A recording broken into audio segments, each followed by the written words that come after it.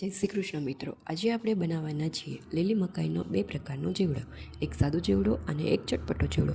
સાદો મકાઈનો ચેવડો બનાવવા માટે સૌપ્રથમ મકાઈને સારી રીતે સાફ કરી લઈએ. પછી મકાઈમાંથી બધા દાણા અલગ કરી હવે એક વાસણમાં થોડું પાણી લઈએ અને તેમાં થોડું સિંધાલું અથવા તમે નમક ખાતા હોય તો એ ઉમેરી શકો. તેમાં મકાઈના દાણા નાખી લગભગ 15 મિનિટ સુધી બોઇલ થવા દઈએ.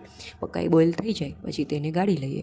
હવે ચેવડો બનાવવા માટે મેં અહીં અમૂલનું બટર લીધું છે. 100 ગ્રામમાંથી લગભગ 50 ગ્રામ જેટલું બટર લઈશું. જરૂર લાગે તો પછી વધુ ઉમેરીશું.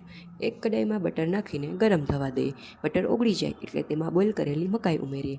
હવે સ્વાદ અનુસાર નમક અને થોડું મરી પાવડર ઉમેરીએ.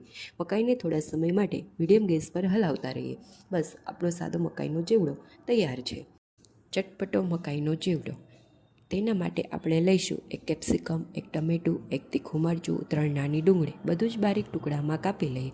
હવે એક કડાઈમાં તેલ ગરમ કરી તેલ ગરમ થઈ જાય એટલે સૌપ્રથમ ડુંગળી ઉમેરી અને તે બ્રાઉન થાય ત્યાં સુધી રહેવા દઈએ.